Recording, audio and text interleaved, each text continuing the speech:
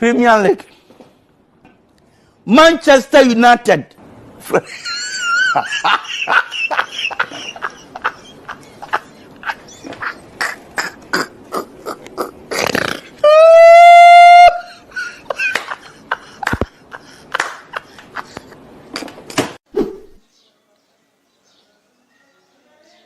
Yes!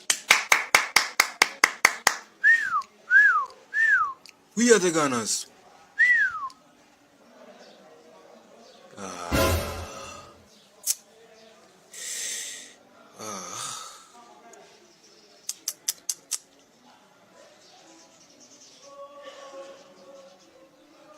Yes!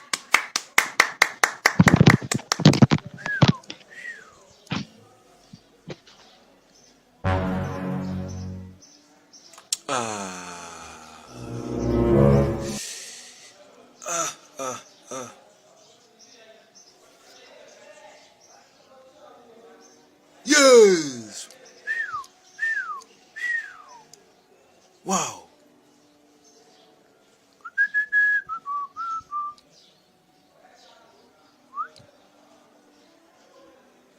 Yes!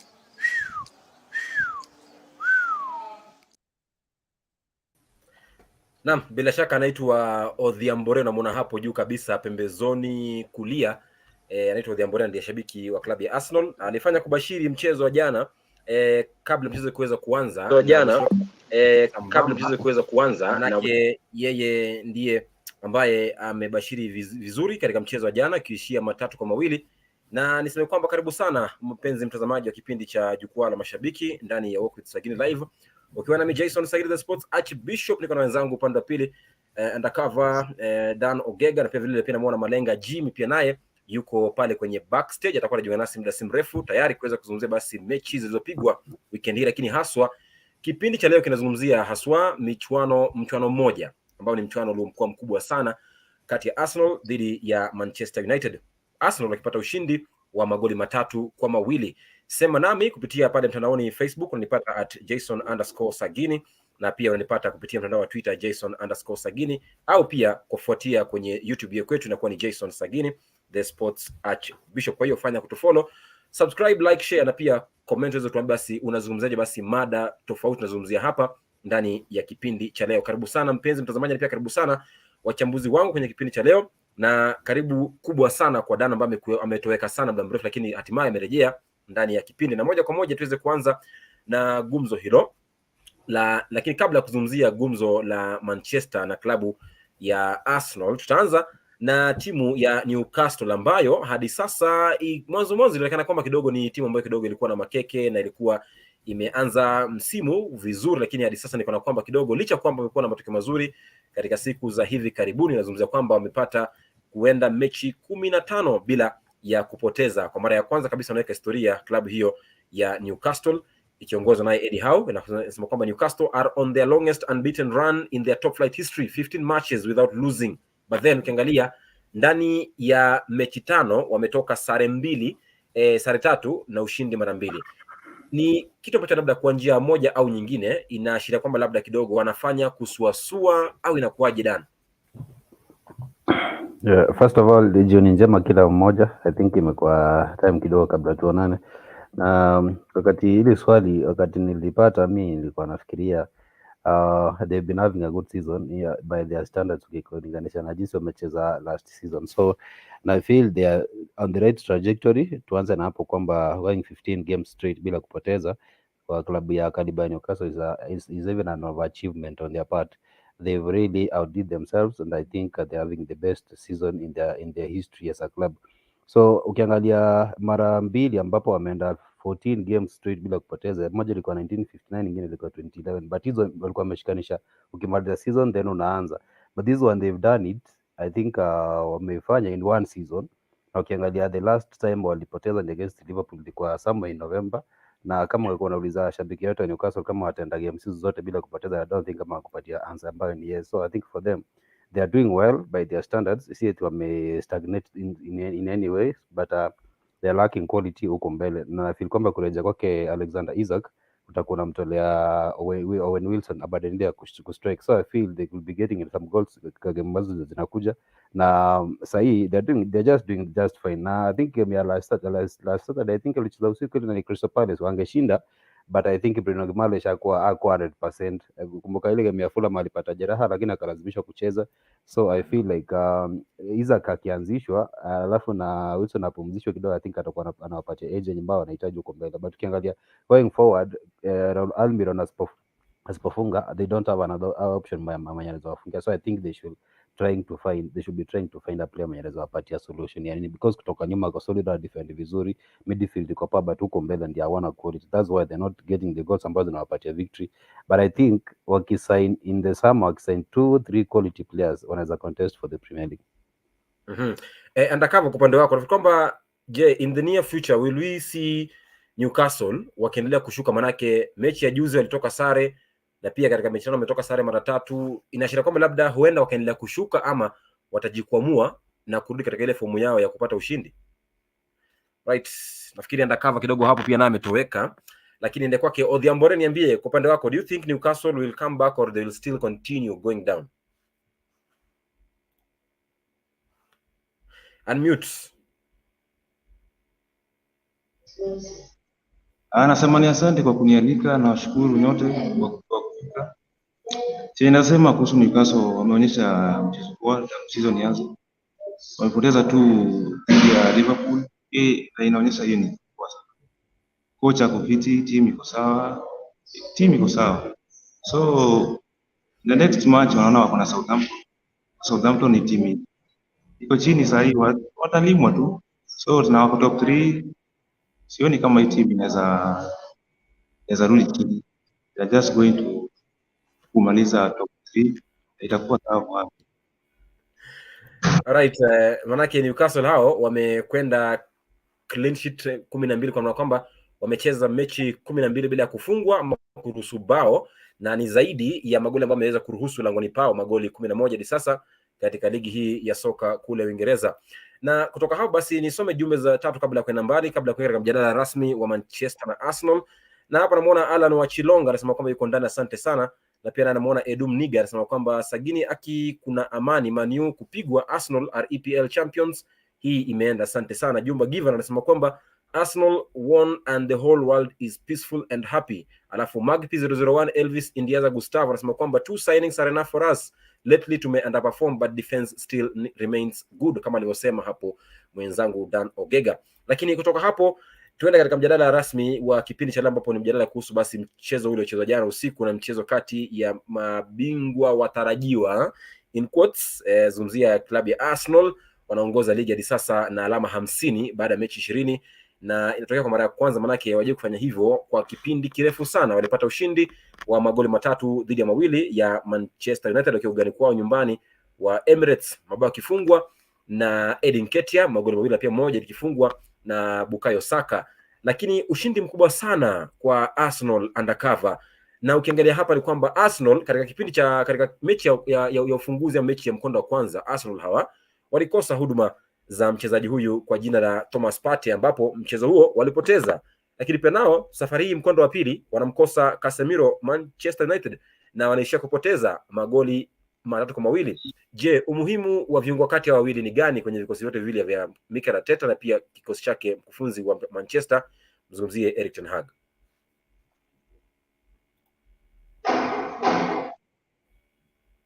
Undercover. Right, Undercover bado anazidi kuyumba yumba upande wa pili. Dan, labda uweze kuniambia. Kiangalia ni players in terms of their position, wanacheza identical positions either side. Na ukiangalia the last time first leg ya game ya jana, Man Utd alishinda na Partey akuwa na jana Casemiro hakuwa, lakini wakashinda. So inamaanisha kwamba both players are very influential. The absence inakaa felt sana, na I think yumbisha sana, especially dimension ya kujilinda. Ukiangalia kama jana Manchester United wakicheza na Scott McTominay, I think coach alisema tu acha tujilinda kwanza ku avoid damage kubwa, na that one goes into telling you how influential Casemiro amekuwa kwa squad ya Manchester United this season. Na most of their stops amekuwa akizianzisha yeye, alafu pia ukiangalia jinsi ana kinga defense ya Manchester United is very unique, na I don't understand mbona kocha alimchezesha ile game ya Crystal Palace, na kama ilikuwa lazima acheze, I think ange understand there was a point ingefika amtoe kama hajapata ile yellow card, kwa sababu angemtoa kama hajapata yellow card. Hiyo tabia ya kupatiwa yellow card akose mechi ambayo ingefuata ambayo iko very important at the same time angempata. So I feel this two players were very influential. Ukiangalia the kind of way Partey had influence ball distribution ya Arsenal, the kind of confidence anapatia fellow midfielders kama Granit Xhaka ambaye alikuwa erratic the previous seasons. This season I think Xhaka is among the best midfielders in the Premier League, na pia ukiangalia the same as Manchester United, and I feel like for Man United kukosekana kwake Casemiro kulichangia jinsi ambapo kocha alitaila timu yake, kwa sababu ukiangalia there was a time alimuingiza Fred, though Fred is not a good holding midfielder, ikabidi amuingiza, na I feel kwamba kitu cha Manchester United kilianza kuingia mchanga na hapo. Na ukiangalia I think they are more exposed in his absence than they are akiwa, sababu kwanza tuanze na pedigree yake ya kucheza Real Madrid, ameshinda Champions League mara 5, and you feel like this is a player akiwa pale kiwanja kuna ile calming influence, the same as tumeona kina Alexander Zinchenko amekuwa nayo kwa timu ya Arsenal. So in his absence I think players wengine hawajafika ile level wamecheza previously, they may get exposed because hawana ile confidence na pia hawajapata ile experience ambayo ameipata yeye pia. Yeah. Labda nende kwa shabiki wa klabu ya Manchester United Jimmy hapa. Jimmy, kwa upande wako kwanza kabisa karibu kwenye kipindi cha kwanza cha Walk with Sagini live, jukwaa la mashabiki, na uweze kuniambia mlimkosa Casemiro jana. Je, ni mojawapo ya sababu kwamba mlipoteza, ama unadhani kwamba haikuadhiri kwa njia moja au nyingine?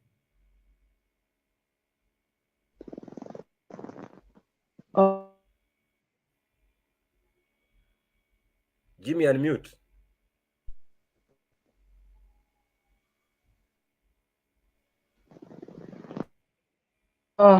Kwanza nashukuru kwa kujiunga nanyi. Right, Jimmy pia naye anayumba yumba upande wa pili pia. Lakini si neno. Nisome jumbe za mashabiki wanasemaje kabla ya kwenda mbali. Manake leo kidogo mtandao unafanya kutuathiri hapa na pale. Na namuona hapa Kazi Ibrahim Modera sema kwamba kazi safi Sagini, asante sana. Hello. Subiri kidogo kwanza hapa Jimmy. Namuona Manu Jackson sema kwamba we Arsenal are very tactical, Man useless played well but they forgot that playing with a high pace team requires high concentration until the match ends. Augusta Angel yuko ndani, asante sana. Kimson Sampi yuko ndani, asante sana kwa kujiunga nasi ndani ya kipindi cha leo.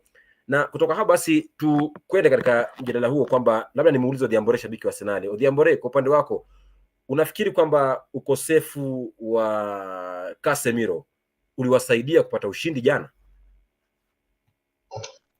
Okay, asante.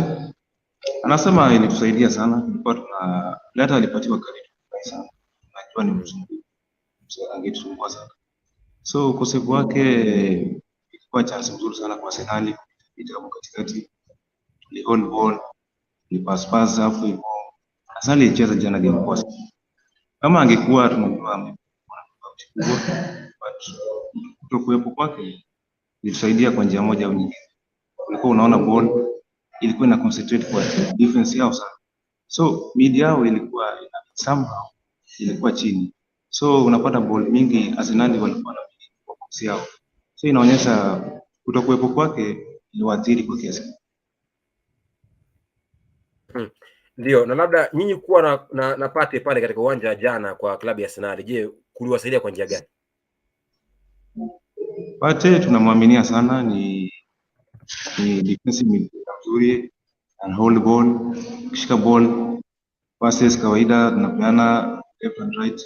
Na tulikuwa tunaona vizuri, ball alikuwa akishika, ball inasambaa wing kwa Saka, kwa Martinelli, ball inaingia mid na tuna aim kwa box, na uliona shots zilikuwa zinaenda.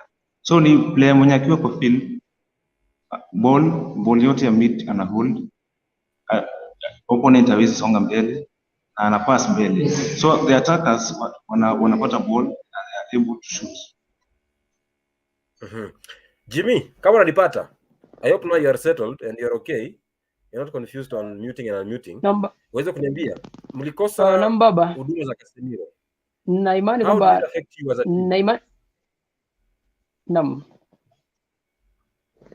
kwanza nishukuru kwa kujiunga nawe mjomba katika kipindi hiki kujadili mchezo wa jana, na hiyo jana, ukiangalia mchezo wa jana Manchester United, kidogo kuna mchezaji ukimkosa uwanjani unahisi kwamba hayupo, na akikosekana timu nzima inapoteza mwelekeo. Huyo ni Casemiro, na ndio maana hatukuwa naye kwenye mechi na ikatuletea madhara. Manchester United wakacheza wakiwa wamepotoka. Unamwangalia yule mchezaji wa host aliyekuwa akipiga pale mbele, hakuna mchango wote ambao aliusaidia sana kikosi. Manchester United ikawa imelazimika kucheza dakika karibu 70 ya kusitiri mchezo. Hivyo basi ukiangalia kidogo pale katika sehemu ya katikati midfield ikawa imepotea Manchester United. Na kawaida ukipoteza midfield utakuwa umepoteza mchezo. Arsenal walitumia nafasi hizo na wakamuonyesha Manchester United ukweli kwamba wana uwezo wa kumpiga. Na mimi ni shabiki wa Manchester, lakini nawahongera sana Arsenal kwa sababu waligundua tatizo la Manchester na wakatumia kuwapiga Manchester United.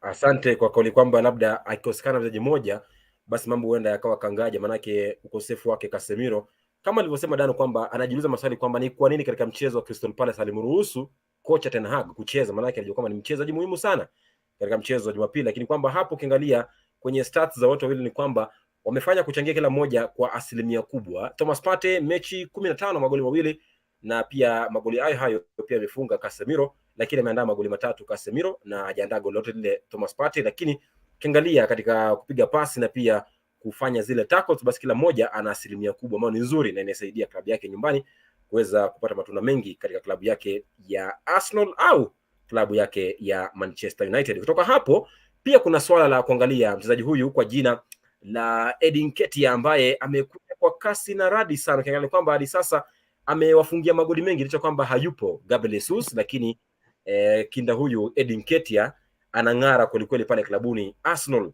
Swali ni je, kwa upande wako Jimmy, do you feel like Eddie Nketiah is good to replace Jesus pale Arsenal?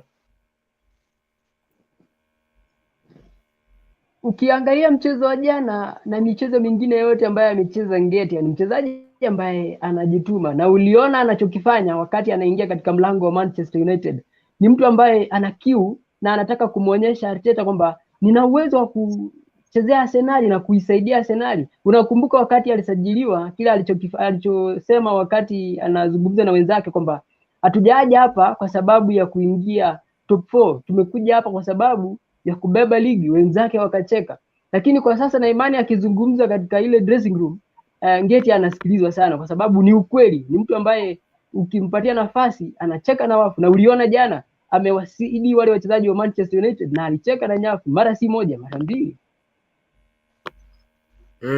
Right, asante kwa kauli yako bila shaka. Lakini kwa upande wako Odhiambore, is Nketiah good than Jesus as an Arsenal fan? Okay, what of them are good.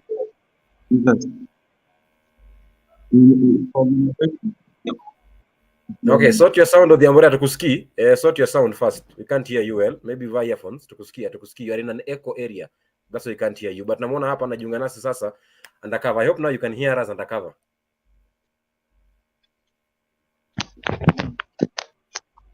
Undercover, can you hear us?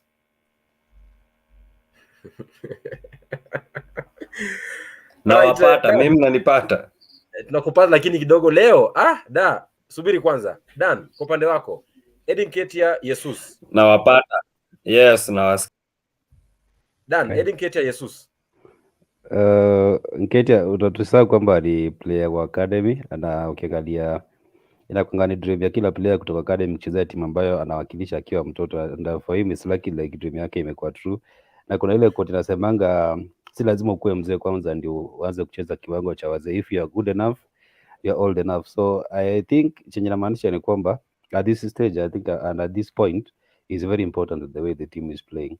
Sababu for the longest time watu walikuwa na feel like this is a player mwenye ako na potential, lakini huenda playing time yake kwa limited na jinsi ambapo timu imekuwa quality players kama Jesus ambaye ametoka Man City, 4 times Premier League champion 3 straight, na na feel kwamba wakati timu inabai mchezaji kama huyo anakuja tu kuendelea kucheza regardless who is in the academy na the kind of potential anakuwa nayo.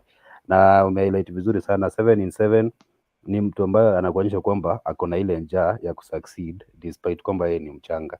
So I feel like he's a very important player to the team, na wakati Jesus atapona majeraha ni kocha ataweza kuamua kwamba does he deserve to walk straight into the first 11 ama Nketiah atakuwa ameimprove enough kwamba is supposed to start week in week out. But at the moment me I feel like unajua is always good wakati ukiona player ako mzuri na you wish an opportunity ikuje na ikitokea and run away with it is always very impressive, and he has done that at the moment.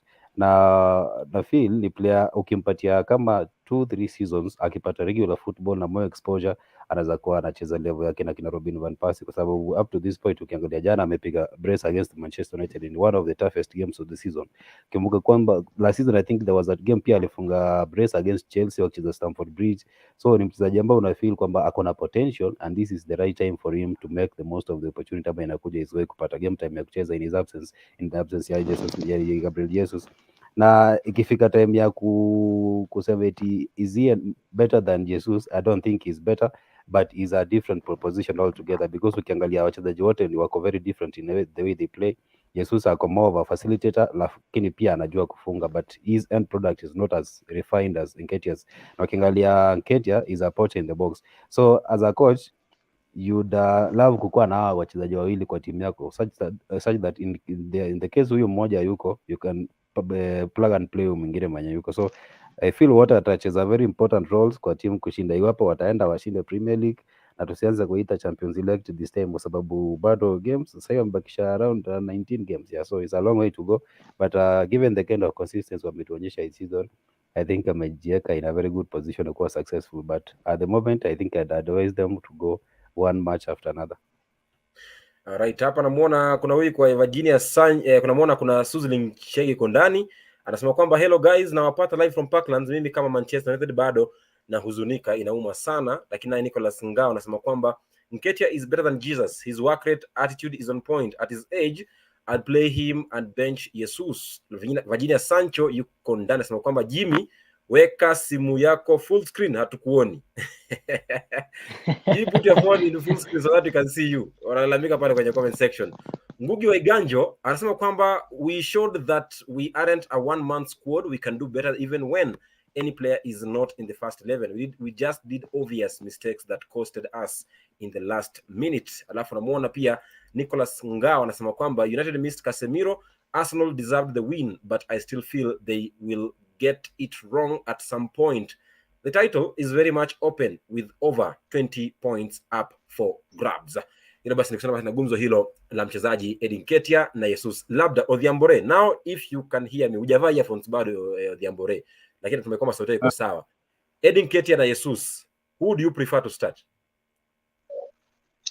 I prefer wote wako sawa, wote ni Nketiah ni good player na Jesus ni star, amechezea timu yenye the defending kwa EPL. So naweza sema Nketiah is a good player, good finisher na position ulikatana kwa walifunga na kuonyesha huyu ni player like anacheza kama is a good finisher. But ukiangalia Jesus ni player na fight, anaweza enda mid atafute ball alete, anajua ku dribble, ball control yake iko sawa. Huyu ni player mzuri hata kama kuinje. So kwa sasa tunaweza tumia Nketiah, but I think tunaweza prefer Jesus kulingana na experience amecheza nayo, tumejua tumeona amefanya Man City. But kwa nao tunamtumia Nketiah, tunaona potential yake in each and every game, tunaona chenye anafanya. Last game tukicheza na Brighton alifunga bao, umetufungia tena jana bao 2, so he's a good player. So, Jesus tunangoja tu apone. Mnaoja hapo mwana atakuaje, ila si neno. Lakini kando na hilo la Jesus na mchezaji Edin Nketiah, pia vile vile kulikuwa na hili swala, kwa maana shabiki mmoja wa klabu ya Manchester United ananiambia kwamba Arsenal walisaidiwa, kwamba goal la pili la Edin Nketiah lilikuwa ni offside, lakini ukiliangalia hapa offside or not offside?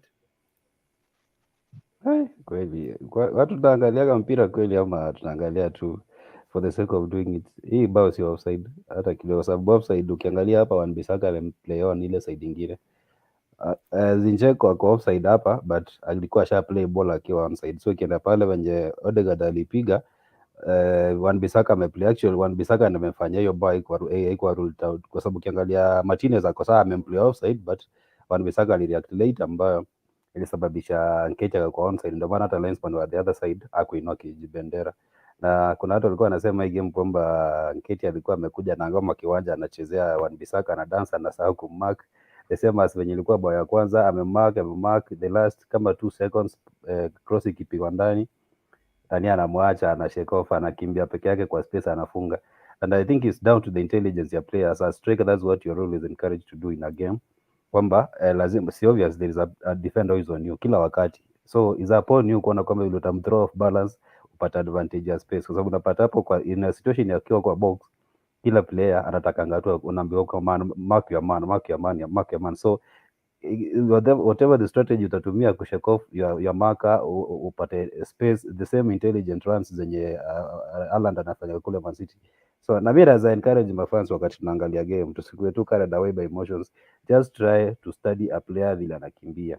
Kama ukiona game ya jana venye De Bruyne amepigia Haaland cross, venye he was equally marked, but venye ali shake off defender wake na kujitafutia space, you create your own space ambayo inakupatia advantage ya kufunga, is the same thing. So ukiangalia venye ameplay vizuri hapa at this point, Zinchenko ako online, ako onside, ameplaywa na huyu jamaa wa Brighton wa kitambo, huyu amempigia ball akasquare nini, venye amesquare akaenda offside, but wakati alikuwa anapiga ball alikuwa onside.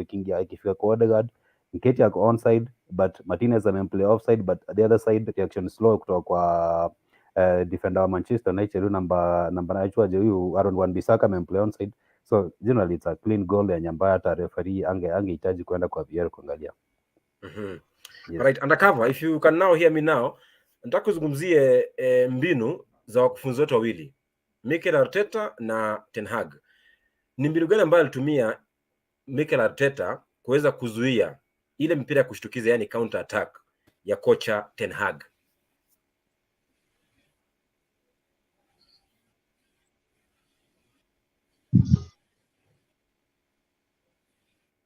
Undercover.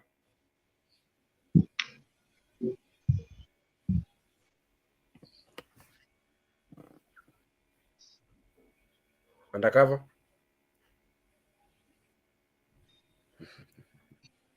First,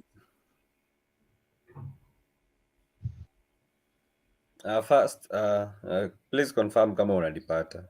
Na kupata japo kuchelewa. Sagini.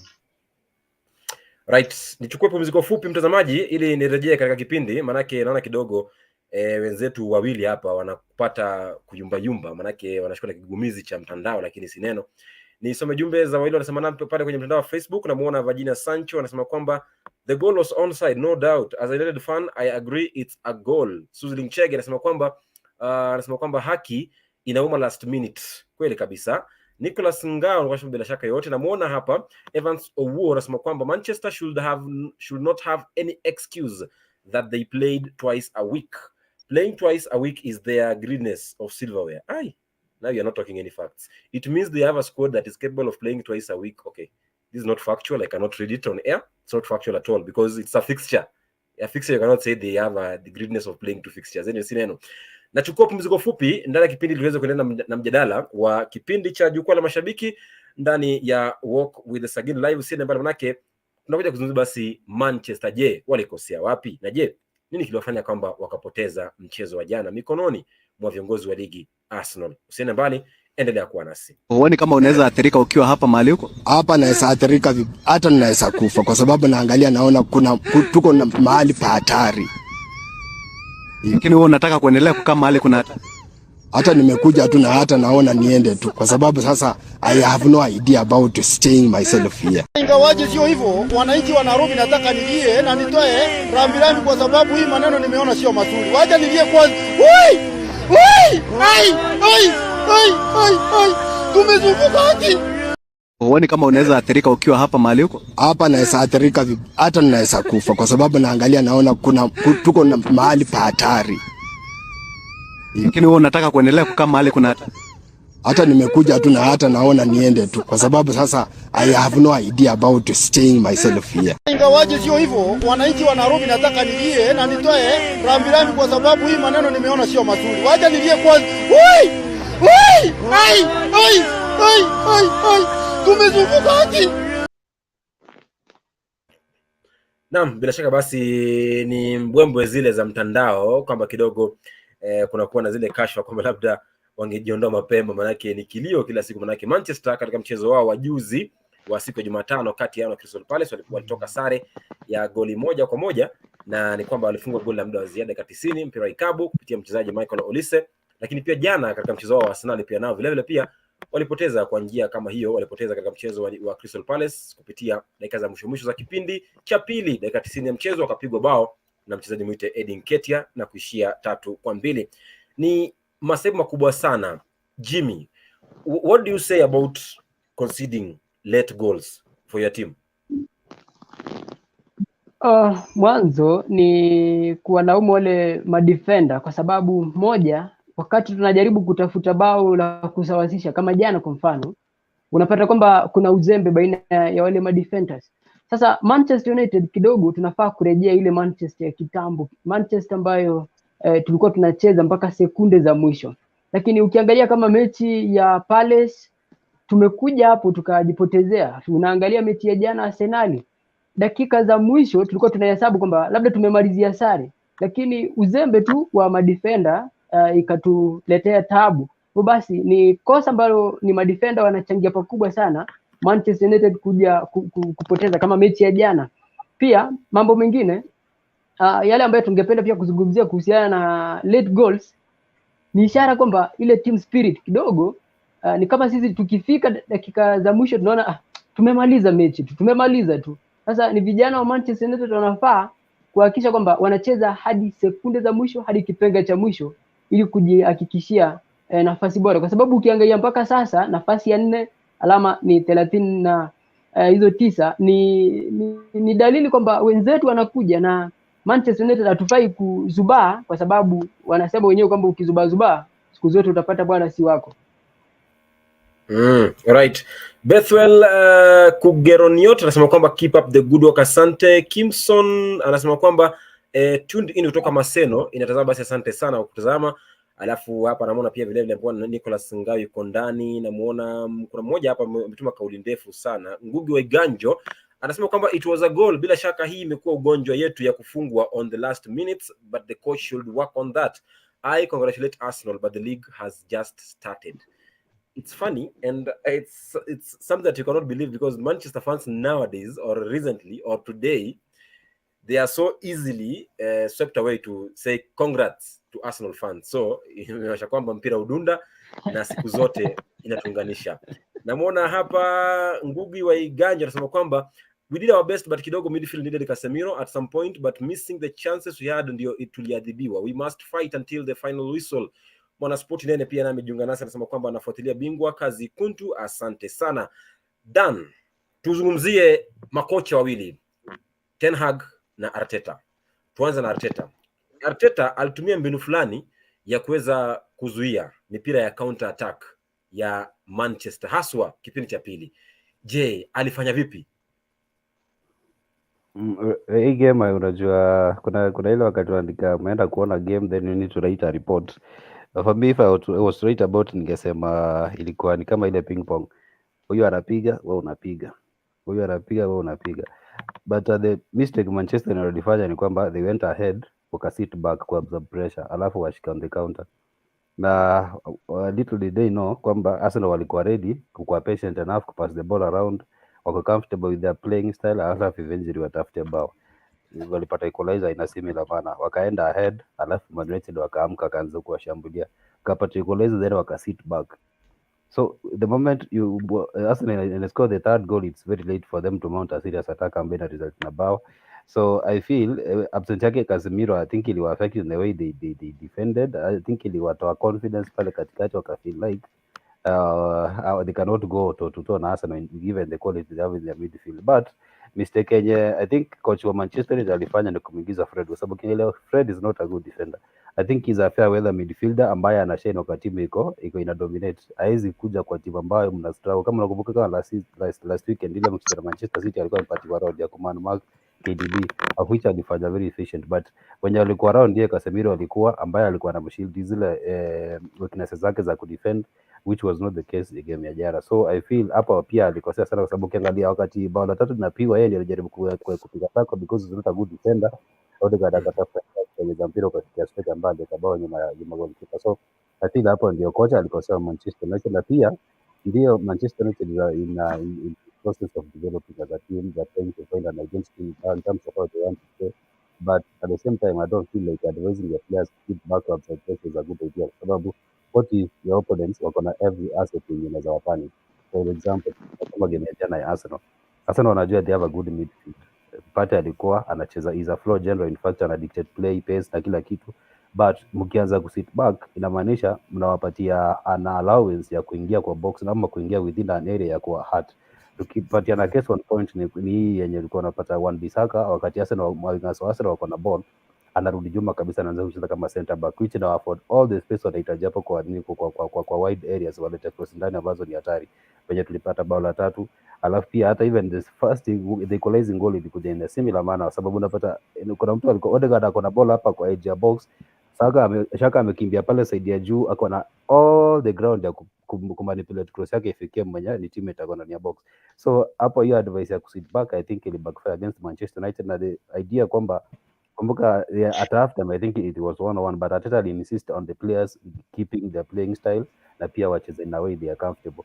Alafu pia utisahau kitu ya kwanza kwamba Zinchenko anakanga deployed tactically as a left back, but wakati wamepoteza position, this guy is a midfielder who can roam in every position. Kwa sababu ukiangalia hiyo time actually in the build up kwenda kwa third goal, kama pasi ya 5 kutoka nyuma alikuwa saidia huko number 7, amekuja ameingia saidia number 10, alafu ameingia saidia number 11 huko chini, of which is supposed to be huko nyuma anacheza number 3. Amepiga ila a very debilitating pass ambayo ilileta kwa Odegaard akapiga bola 3. So I think hapo ndio Arteta anapata an edge over other coaches in terms of how they deploy them, because kama Lucho I think ako limited to only defensive, but Zinchenko the moment wako na ball anapatiwa freedom ya kuingia na kama an inverted number 3, but pia akiadvance kwenda mbele is equally good on the ball, alafu pia anaweza play key passes ambazo zinaweza aleta matokeo mazuri sana jinsi tuliona jana. I think for that the idea kwamba wali maintain their playing identity, I mean, alafu wakacheza na urgency na patience, I think ili pay off at the end of the day. Jimmy, kwa upande wako ukiangalia huyu kocha wenu Ten Hag kama nilivyosema hapo Dan kwamba alifanya makosa kadha wa kadha. What are some of the mistakes that you think your coach Ten Hag did yesterday against Arsenal?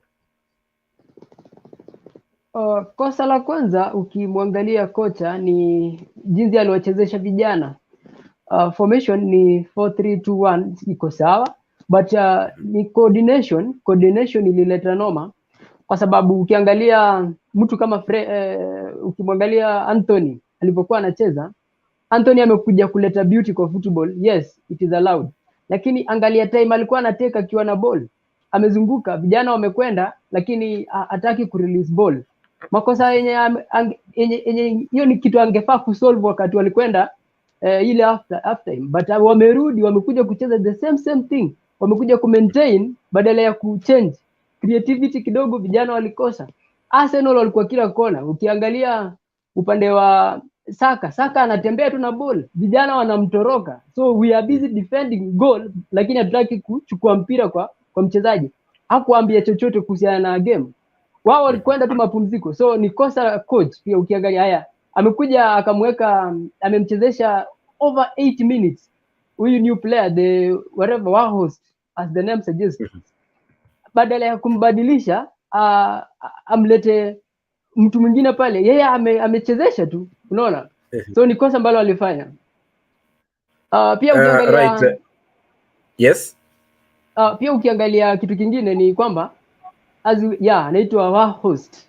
Warhost. Alikuja pale, lakini ukiangalia ukiread contribution yake kwa game kidogo haikuwa vile tulikuwa tunatarajia. Tulitarajia ni mtu ambaye anakuja kuleta pressure. Sasa unaangalia Rashford pale anakuja, lazima atafute ball, lazima mwenyewe fight. So ikawa ni kama ni Rashford against Arsenal, which is very difficult. Huwezi shinda. Team tunafaa kucheza kitu kimoja.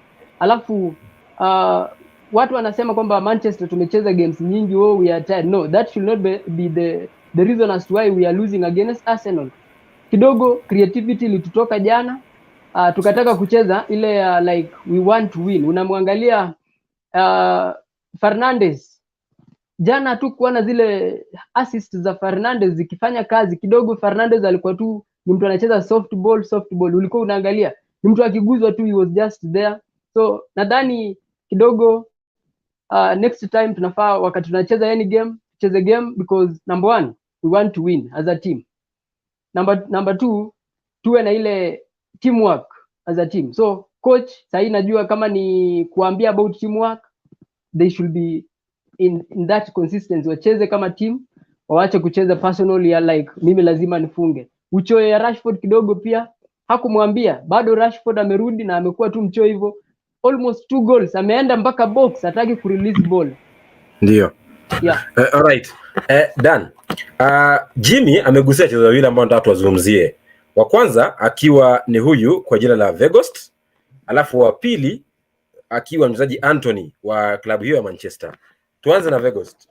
What is the role that Weghorst is playing at Manchester United? Maybe kuna watu ambao waelewi.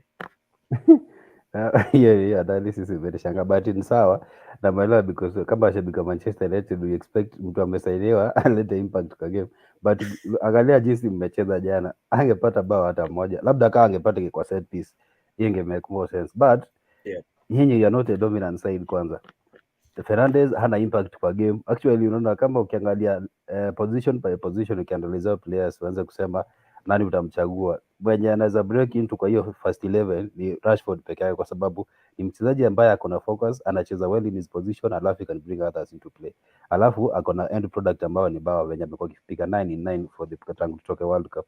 Is a very quality player. Weghorst I think ana depend supply kutoka midfielders of which hakupata jana. You cannot blame him for that. Na that one is a product of team kucheza kujilinda sana. Mnahisi kwamba lazima mjilinde ndio msiumizwe sana na wapinzani wenu. Na so I think ukiniuliza, kumbuka kuna baada ya transfer uliuliza atafunga mangapi. I was expecting kwamba team ingeendelea kucheza na ile form ilikuwa with that kind of I think angestand a chance kufunga mabao mengi, kwa sababu is a threat in the box. Set piece pia I think is a threat. Hata kumbuka jana there were moments alikuwa anaenda kusaidia ku defend, kwa sababu yeye ni mtu ambaye mipira za juu zikuja is in a better position ku head hizo ball out, team iko a bit safer. Tukiangalia Anthony, I think Anthony is a developing player, and at the moment I realize kwamba he's playing in a team, he'll be a very good player. Ni kama atakuwa kama Saka ukiangalia sahi anapata edge over the rest, kwa sababu anajua the moment anahitaji ku dribble, na anajua the moment anastahili kushuta, na anajua the moment anataka ku cross. That's why he has been very influential the way Arsenal playing. Kumbuka game ya juzi wakicheza na Spurs, amepiga Lloris bao, Lloris anarudisha mpira kwenda ndani ya net yake, sababu anachanganyikiwa. It's down to the quality of the player. Jana bao ambayo amepiga moja, bengine hata sikuwa na expect. I think he has added another dimension to his game, kwamba anaweza shoot out of the box na apate target na afunge bao.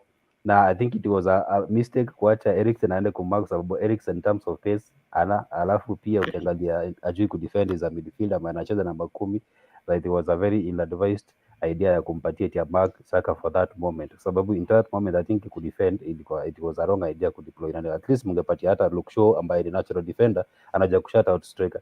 Na Anthony labda tukimwangazia tactically, ni mchezaji ambaye technically is very gifted, is good on the ball, but ajui venye anacheza na teammate na jinsi atacheza, ina maana itapatia timu yake advantage, kwa sababu ukiangalia most of the time akipata ball alikuwa ana drift outside, anajaribu kuchenga, anajaribu kutake on two players at a go, of which itakuwa successful. Iko successful, unapata amepitisha ball, but another defender on the other side amechukua ball ama anaangushwa, which is not a good thing for a team ambayo inataka kushinda. Timu inataka kushinda, mnataka winger yenu akipatiwa ball akuasha make decision kwanza, iwapo ata cross in ball, iwapo ata dribble.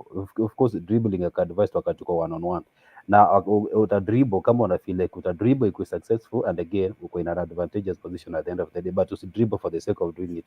Ni kama ile juzi ile, kuna ile wakati alikuwa anabingirika na mpira akizunguka 180 degrees, watu wakaanza kuuliza what's the point of doing it, kwa sababu at the end of the day umshabingirika ndio na ball ushajifurahisha, lakini sasa imesaidia ni team, haijasaidia team.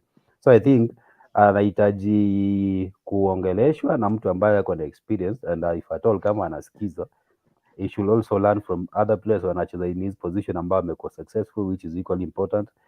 Kwamba you as a player, kwa sababu kama wewe ni winger, tumekuweka kule number 7, unastahili kuwa primary thing unastahili kufanya ni kusaidia number 2 kudefend, secondary thing ku cross in balls, alafu ile nyingine tuseme labda ni kudribble ambayo itatupatia advantage. Si eti unataka kuteka na mtu 90 minutes, utachoka. Na watu wanastahili kurealize kama the moment unataka kuchenga watu alafu janganya ball, energy ina drop to zero. So acha tumpe hii season, I think is the first season kwa Premier League. I think next season will be better because atakuwa ameelewa vitu mbili tatu. Alright, so Dan, in a simple question to ask, labda akae kwenye benchi Anthony na wamaanisha Garnacho ama unaonaje? Yes, because Garnacho ako na hiyo end product nilikuwa nasema. Angalia ile game ya Man City, Garnacho wako anza. Angalia venye aliingia, the kind of impact alileta kwa game, because anajua as a winger the moment mko kwa in the opponent 18 ama kwa box, ukishakaa uko on the wider side, the moment ukishakaa ukicross in ama ukisquare ball, utapata labda kuna striker wetu in a position. The same thing alifanya kama Rashford. Ukiangalia pia kuna ile wakati ile alifunga debut goal yake ile nini, akipiga cross na Cristiano Ronaldo alidribble all the way akafunga bao. Hakuna mtu ala expect. Hiyo ni education ambayo unapatiwanga ukiwa academy, venye una grow it stays with you. Sasa huyo mwingine I feel is more of a street footballer kuliko a professional footballer. Maybe it's due to the kind of training wamepatiwa, because huyo mwingine amekuwa kwa academy ya Man Utd. I think ako well educated and he understands his position, sababu wakati mnatrainiwa hata there is a time coach anawakaga midfielders kando, defenders kando na strikers kando, ndio mnafunzwa chenye wewe unastahili kufanya. As a defender unastahili kuambiwa kwamba the first thing you do is to defend. Defending means keeping risks out of the way. That's regardless of the way you'll do it. Midfielders kazi yenu ni kulick defense na attack. That's what you're supposed to do. Mawingers are midfielders technically, but you are wide midfielders, na mnastahili kupatia advantage from that wider areas. I think Garnacho is way ahead of Anthony by a mile. Alright. Jimmy, wewe on your side, nataka nikuulize, kocha Ten Hag pia vilele pia alimwanzisha kiungo kati huyu muite kwa jina la Scott McTominay na akamweka benchi, bila shaka mchezaji namuita kwa jina la Freddy kwenye benchi. Unazungumziaje kwa benchi kwa mchezaji Scott McTominay na kwa benchi kwa Freddy na kuanzishwa kwa Scott McTominay? Moja, kabla timu haijachaguliwa, coach huwa anakuwa na vijana kwa field, so na imani kwamba alimweka bench baada ya yale ambayo aliyaona kwa mazoezi, akajua kwamba endapo game itakuwa ngumu, basi Freddy atakuja kutusaidia. So Mark akaja akaanzishwa kwa maana hiyo. So ni chaguo nzuri kwa coach, kwa sababu yeye wakati anaunda team, number 1 as a coach unakuja kuwin. Hiyo ndio dream ya kila coach wakati anaingia field. So alikuwa na uwezo, alikuwa anahisi kwamba Mark anakuja kumsaidia kumpiga Arsenal. Lakini kidogo nadhani ni kosa ambalo alifanya, ukiangalia uwezo alionao Fred. Sasa ikamcost. Right. Nisome jumbe za mashabiki hapa, manake naona pia kuna kauli aliyotoa mchezaji kocha timu ya Arsenal Arteta na pia kocha wa Manchester Ten Hag, na hapa namuona kuna huyu kwa jina la Derula anasema kazi nzuri, asante na kuona. Saint Dani Dance anasema kwamba Anthony ni mtu wa mbwembwe tu. Alafu Evans Owor anasema kwamba I like playing Manchester when Fred is on the field because he reminds me of Fellaini tenure. The guy can't press forward, but he's best in back passes and holding pressure. Fred should come in after you've won by 2 goals ahead. Very true. Lakini Ngugi wa Iganjo anasema kwamba Jason Sagini, come on. We as Manchester United fans hukubali tumepoteza bila excuse. That last goal was awarded unexpectedly, like we were awarded a goal against City. So what goes around comes around. We just focus on the next games. I don't think it's an offside goal. I think it's a very clean onside goal because Bissaka was playing Edin Ketia onside. Vagina Sancho anasema kwamba The Arsenal fan sounds like a Chelsea fan, too dull, hana psyche kwani, and they are on top. Mnambwembwe sana. Evans Owora anasema kwamba Manchester game plan after equalizing the second goal cost them. They had defending mindset and it was early, too early. Arsenal dominated the game and deserved the win. Halftime Manchester played well. Very true, very correct Evans Owora, because naangalia kwamba ni kwa nini kocha Ten Hag amue kupiga defense mode alafu atumie Freddy kuweza kuweka basi, ilhali yupo na Maguire, yupo na Lindelof kwenye benchi. Labda kama alikuwa anafikiria kucheza defensive tactic, basi labda angewazia kumtoa nje Eriksen amweke Garnacho, au amtoe nje Anthony amweke Garnacho, alafu amlete beki Maguire ili aweze kuzuia magoli yale mawili kuishia sare ya 2-2. Lakini kwa asilimia kubwa kama alivyosema Dan mwenzangu Jimmy, nafikiri kwamba the biggest role that Wout Weghorst plays at Manchester is not to score goals, because when he was signed, he wasn't signed primarily to score goals. He was signed because of this issue that Martial normally kila wakati majeruhi, kila wakati ana majeraha, na pia naye vile pia hafungi magoli, na pia hana ule usaidizi wa kuweza kutia pressure katika line ama eneo la mpinzani. Mnakumbuka kwamba kwa mfano jana Weghorst could come in between when Ramsdale was going to take on a goal kick. Weghorst angeweza kumzuia kupiga pasi za kushoto au kulia kwenye line ya mabeki, na hiyo inamlazimu goalkeeper wa Arsenal Ramsdale kupiga pasi ya mbele ambayo kwa asilimia kubwa inaweza kusababisha basi masihara makosa kwa wale viungo wakati na washambulizi wa klabu ya Arsenal. Kwa nafikiri kwamba ule uzoefu ama ule uzuri wake, mbunifu wake mkubwa Weghorst wa kuweza kuzuia, to cut off play from the goalkeeper to the defenders, that's what makes Weghorst a good player, more than Rashford who cannot press the opponent. So in one or the other, Weghorst hakusajiliwa kuja kufunga magoli.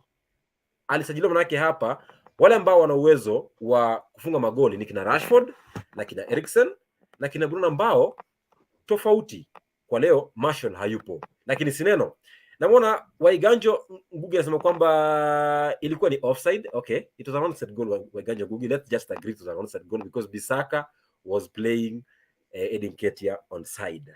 Alright, kutoka hapo kabla ya kufungasha virago, manake muda unakimbia sana, ningependa tuzungumzie basi the top performers and underperformers katika mchezo wa jana. Who were your top performers for Manchester United, Jimmy? My top performer nitampatia tu mtoto wetu Rashford, Marcus. Kwa nini? Ukiangalia number 1 alijaribu pakubwa sana kwanza alipofunga goli aliwaamsha wenzake.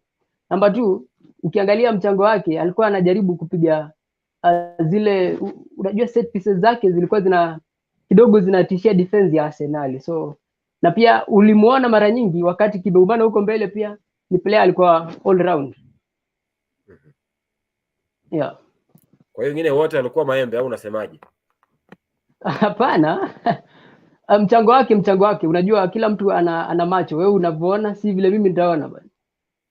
Alright, who are your underperformers? Ama kabla unijibu hilo, niende kwake Dan aweze kuniambia top performers for Manchester and Arsenal combined. Kwanza kwa Mario ni Marcus Rashford because alibang bao wengine hatari sana huko, alafu na Lisandro Martinez. Hiyo ni defender bi wanamrank juu sana, sababu hata jana amecheza na akiwa bandaged kichwa, but alifunga bao, alafu ile make intervention. Kwa nakumbuka there was a time alipiga intervention moja safi sana hapo ambayo ilikuwa almost bao hapo. I think ilikuwa first half, yes. And the warrior spirit in him, I think iko very infectious. Hadi na make defenders wenzake wa feel like they can do it. Alafu pia tusisahau Aaron Wan-Bissaka, licha kwamba alikuwa at fault for 2 goals, alijaribu sana contain Martinelli wa Arsenal. I think Martinelli ni contribution yake kwa game ilikuwa limited sana due to effectiveness ya tackling ya Aaron Wan-Bissaka. Kwa Arsenal I think Edward Nketiah hiyo ndo number 1, sababu game kama ile kupata 2 goals sio rahisi. Ni game ambayo I think you're contender for goal of the season.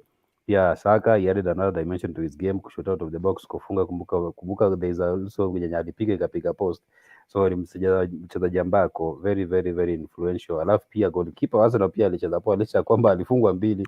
Kuna saves zingine pia alipiga, kuna moja ile ambayo I think nani alipiga ball square alafu midfielder McTominay akapiga shot ile I think that was a goal, but akapiga goalkeeping yake safi sana na akatoa hapo. I think those are my biggest achievements kutoka kwa both sides. Aha, Jimmy, kwa upande wako underperformance for both Arsenal and Manchester. Manchester kidogo nitamlaumu sana goalkeeper, kwa sababu ukiangalia De Gea tunamjua ni mtu anafaa kukusaidia. Kuna wakati tunamhitaji sana, lakini ukiangalia goli ambalo alipigwa ni sawa na wakati Rashford pia alipiga the same side, alipigwa pia yeye hapo, kidogo hakumakinika De Gea. Angetuokoa bwana. Ulipoona kama goalkeeper Arsenal aliwaokoa, De Gea wetu hakufanya hivyo. Upande wa Arsenal top wangu tu ni mmoja, ni Saka. Ulimuona vile anafanya creation zake na left yake. Saka ni mtu ambaye huwezi ukamjua atafanya nini kwa dakika gani. Top player wangu Arsenal alikuwa Saka. Hata tukiwa kwa wall, kila mtu nilikuwa namwambia huyu Saka huyu anavyosaka, na kweli alitusaka Manchester na akatupata. Arsenal siwezi sema kwamba kulikuwa na underperform, kwa sababu ukiangalia nikikusample unafaa kuwa umecost team. Mimi Arsenal walikuwa poa, kila mtu alikuwa poa, kwa sababu by the end of the day they won.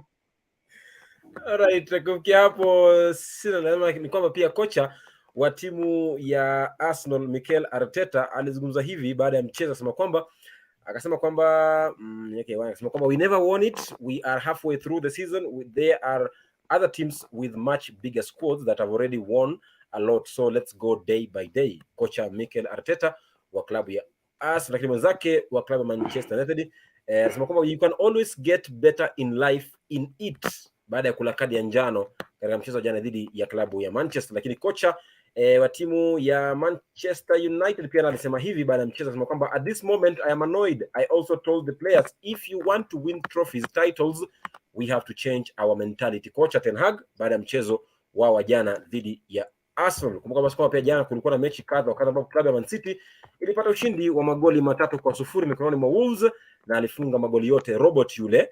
Mimi namwita mwenyekiti wa kamati ya kutoa dozi nchini Uingereza Manchester City, Erling Haaland, akifunga magoli 3 yote na anakuwa na magoli 25 hadi sasa katika ligi ya soka wa Uingereza, baada ya mechi 20, yani kwamba kana kwamba ni mechi magoli mawili zaidi ya Golden Boot ya msimu jana. Dan, this striker has 2 goals more than the Golden Boot winners goals last season. Umesema ni mwenyekiti wa ile kamati ya rombaya. Yeah. Ukijana sikumbuka amepiga hat-tricks. Sasa season amepiga hat-trick 3. I think Ruben alikuwa 4 hat-tricks in a span of 20 games. Yes, I think the fastest kwa Premier League, na Ruben alikuwa around 60 something, alafu kuna kina Radishera wa kitambo. I think kwake, I think the way he plays and the way anafunga ina make the impossible things zionekana kama ziko possible. Kama sasa ako on record score 50 goals a season, haijaonekana. Alafu pia kama Pep alikuwa anasema asipofunga inakuwa yeye ndiye ako shida kwa timu, akifunga is the solution.